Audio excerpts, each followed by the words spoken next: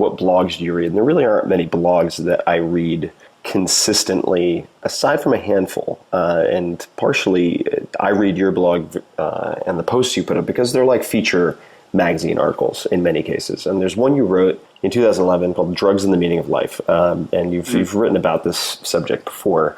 I have found certain hallucinogens in particular to be very therapeutically valuable for cutting through the chatter and sort of turning that off and bringing present state awareness to you in a very high definition way when used responsibly. And of course, as you point out in this piece, it's not to say that everyone should take psychedelics, but I'd be curious to know, one of the lines here, it needs to be read in context, of course, but I have a daughter who will one day take drugs. Of course, I'll do everything in my power to see that she chooses her drugs wisely, but a life without drugs is neither foreseeable nor, I think, desirable. And then you obviously go through sort of how you might guide her to view these different subjects.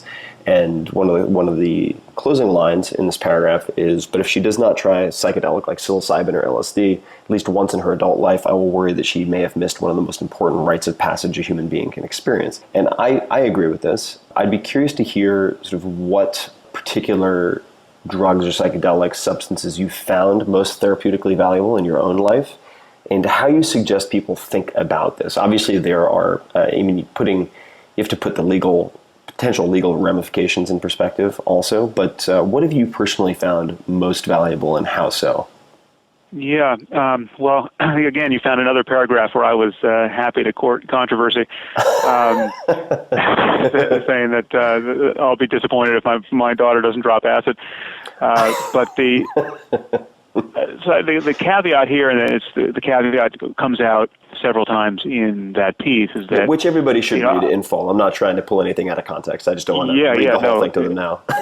I stand by every word, but there are a lot of words in there, and the caveat really is that I have an increasingly healthy respect for what can go wrong on psychedelics, and wrong in a way that I think has lasting consequences for people. And so, there's a lot that can go right with psychedelics, and to some degree, I think they're still indispensable for a lot of people. They certainly seem to be indispensable for me. I don't think I ever would have discovered meditation without having taken, in particular, MDMA, but MDMA and mushrooms and LSD all played a role for me in unveiling an inner landscape that was worth exploring.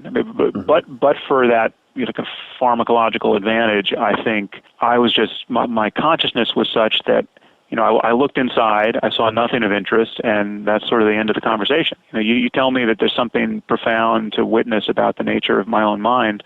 I don't see it. I just want to get on with the next thing in the world that seems fun to do or seems likely to lead to my success, or I just was, a skin-encapsulated ego who was just trying to get on with life and succeed, and thought he was very clever, and didn't have the contemplative tools to see much of anything when he paid attention. And so that's the situation that many people are in, and many smart people are in that position. So I'm constantly meeting scientists and philosophers and highly articulate people who spend a lot of time thinking about the nature of the human mind. And when I talk to them about meditation or really any of these philosophical issues for which an ability to pay attention to the nature of your own consciousness is an advantage. So something like free will or the nature of the self or the possibility of self-transcendence. I'm meeting people who have, as far as I can tell, no ability to notice their inner lives. It's people who, some of them seem just simply not to have inner lives, but these are people who are very much the way I was when I was 18 and before I had had any experience with any of this. There's just, you're lost in thought and you don't know it, and that phrase lost in thought means nothing to you, and you don't have the tools by which to do anything with it, even if it meant something to you, and there's just nothing. You're cognitively closed to the data and the data are there to be found. The most important point of which is the self you think you are is an illusion. This sense of being a self riding around in your head, this feeling of I, this feeling that everyone calls I, is an illusion that can be disconfirmed in a variety of ways. It can be its boundaries can be transformed in ways, or it can be completely cut through and vanish for a moment or a minute, or potentially for the rest of one's life. And so it's vulnerable to inquiry, and that inquiry can take many forms. But the unique power of psychedelics is that whether or not there's a unique power and there's a unique liability. The unique power and liability is that they are guaranteed to work in some way. And this is a point that Terence McKenna always made. Right. Terence McKenna was a huge booster of psychedelics and a very articulate one. And he poo-pooed any other spiritual methodology, meditation and chanting and yoga, anything else that people brought to him, saying, well, can't you kind of get the same benefit without drugs? And his point was, well, you teach someone to meditate, you teach them yoga, there's no guarantee whatsoever that something's going to happen. They could spend a week doing it, they could spend a year doing it, who knows what's going to happen, they may just get bored, and they're going to wander away from this thing not knowing that there was a there. If I give you, 5 grams of mushrooms or 300 micrograms of LSD and tell you to sit on that couch for an hour, you are guaranteed to have a radical transformation in your experience. It doesn't matter who you are, this freight train of significance is going to come bearing down on you, and we just have to watch the clock and know it's going to happen. And that's a fact. But so that's the advantage, because you're guaranteed to realize at the end of that episode that it is possible to have a radically different experience than you tend to have.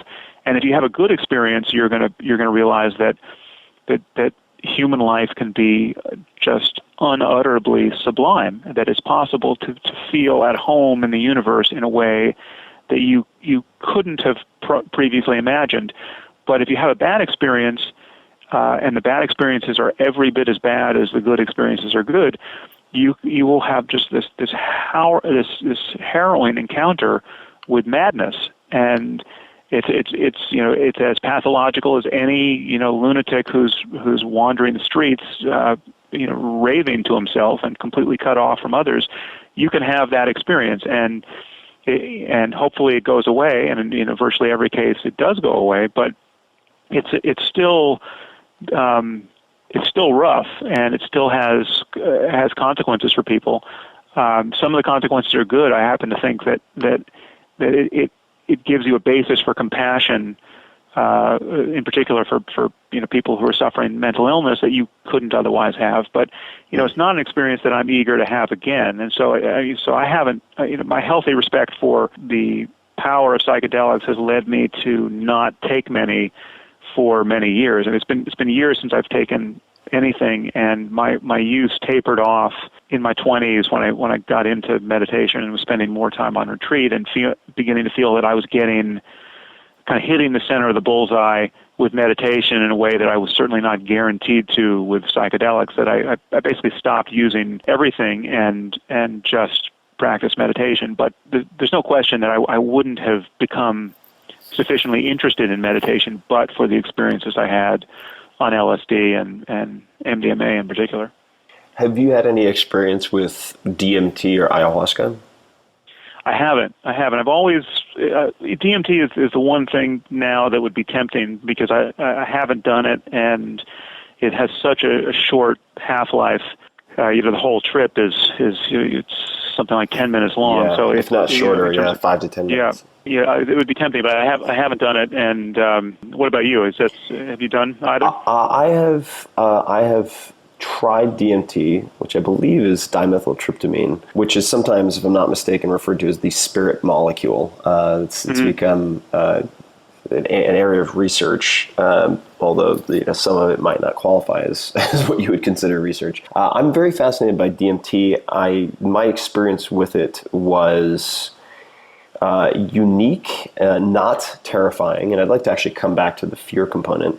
It was a very manageable experience, complete physical and psychological disassociation, where there was just, for me at least, pure whiteness. It was just pure white and extremely acute hearing. Now, what element of that hearing was actually external stimuli, and what component of that was a hallucination, I can't say.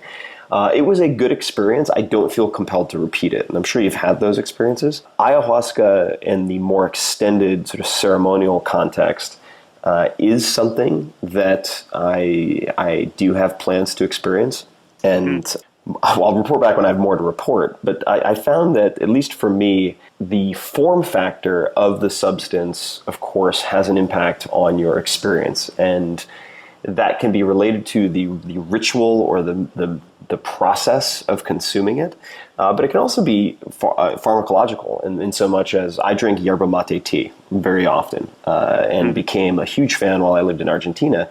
But I don't typically consume, say, the cold, ready-to-drink yerba mates or the pre-bagged yerba mate that you steep as you would a normal cup of tea. I go through the process of putting the chippings, if you want to call them that, into the gourd with the sticks and everything, and I sip it over a period of hours, and I feel like the biochemical effect is very different from, say, mainlining it by chugging 16 ounces.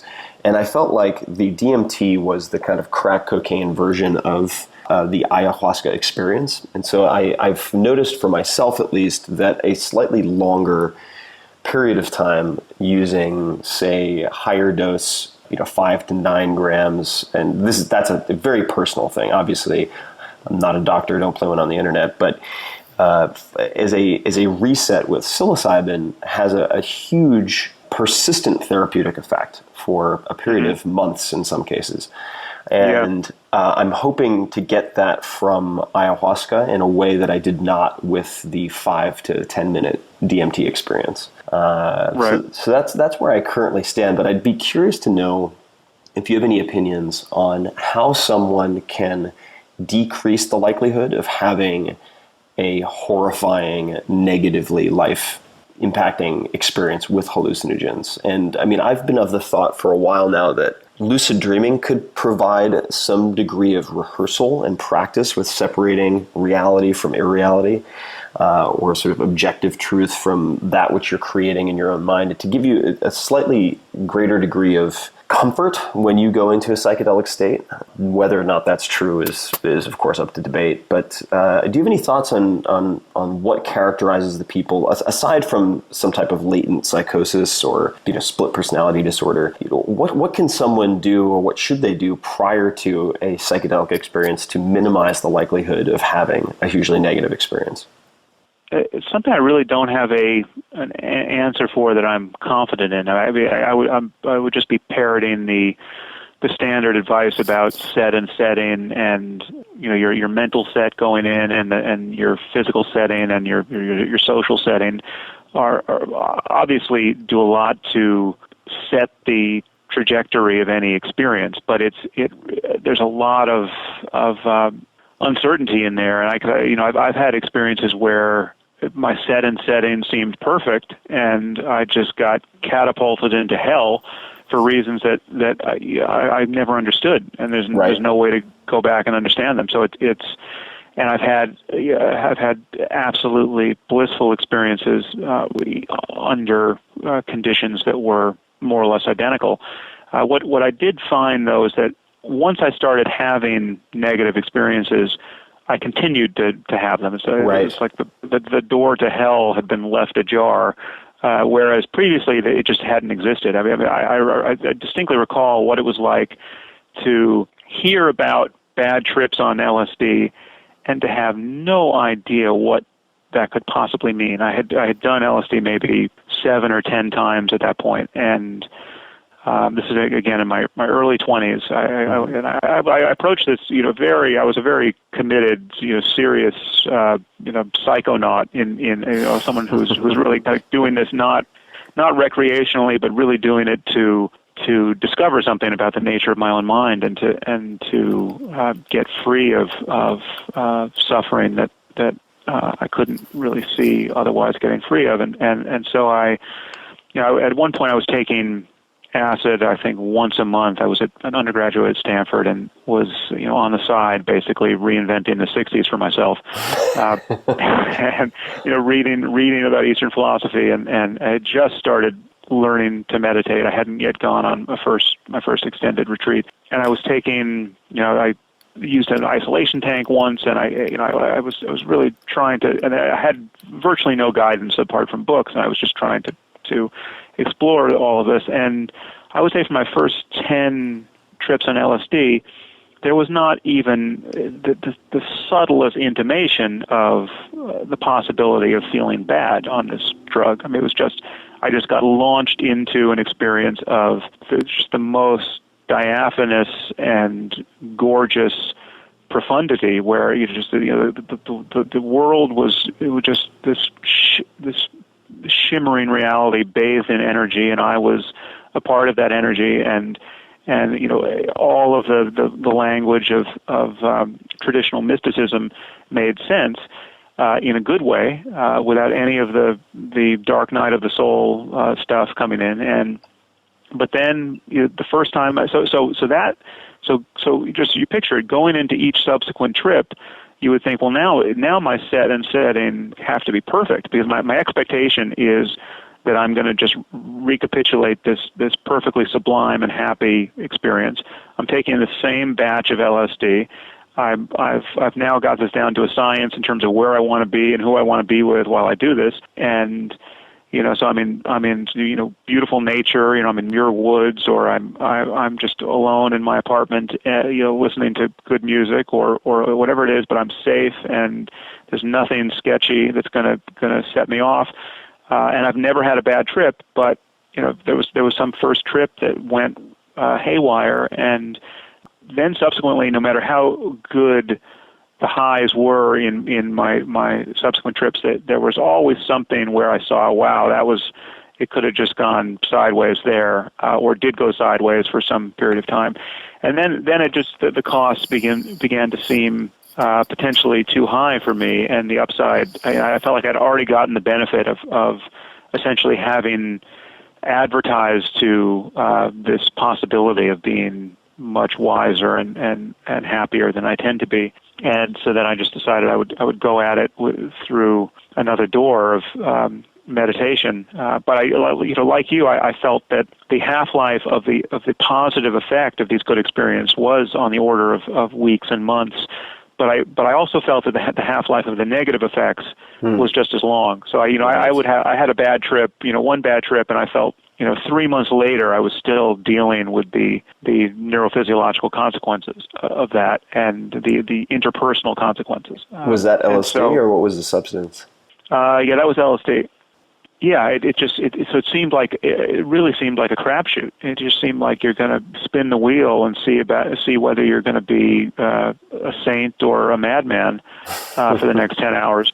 And obviously you had a preference for which it would be, but not much control over which it would be. And the other issue for me with psychedelics is that what now I consider to be the crucial insight that is the center of the bullseye for what I would call a spirituality that is coincident with a 21st century psychology and secular science.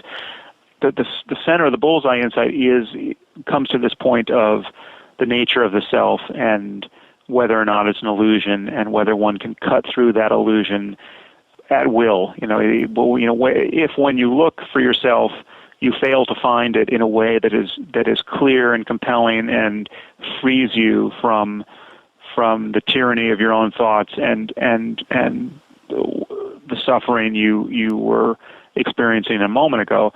That's the center of the bullseye for me, and the ability to do that is available through the practice of meditation, and psychedelics don't address that issue in a precise way. I mean, you can be hurled past any self problem on Right. the right drug and experience, kind of this glorious freedom from self.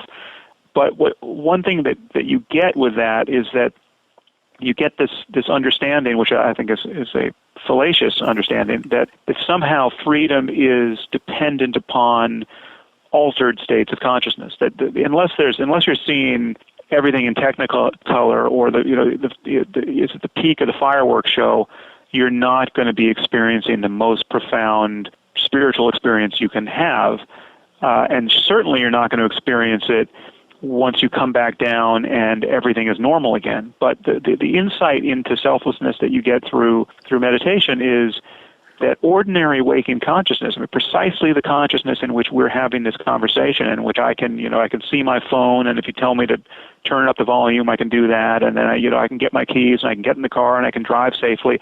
Which ordinary consciousness is already completely free of self, and that can be recognized. The place you want to be able to run that experiment is in ordinary waking consciousness. You don't need to be experiencing synesthesia for the first time on ayahuasca, and seeing, as Terence McKenna often describes, seeing people's meaning, visually beheld, and have a complete transformation of your sensory apparatus in order to experience the relevant loss of self. And so that's the other reason why I'm more focused on meditation than psychedelics at the moment. Well, that is a topic I would love to expand upon, maybe in a round two. I always enjoy our conversations. I want to let you get back to everything that you need to get back to. What I'd encourage everyone to do is read Sam's material directly. Listen to some of the debates or watch some of the debates. Go to samharris.org. The post that I referenced earlier, Drugs and the Meaning of Life, is one of many different articles that I would suggest checking out. Another one is The Riddle of the Gun, which maybe we'll get into next time we chat. But this is always fun for me. Sam, we need to hang out more. Yeah, likewise. And let's have round two sometime. No huge rush, but it'd be fun to grab a glass of wine sometime in the near future as well. That'd be great. I look forward to it. All right, Sam. Well, thank you very much, and I'll talk to you soon. Yeah, take care, bro. Okay, bye-bye.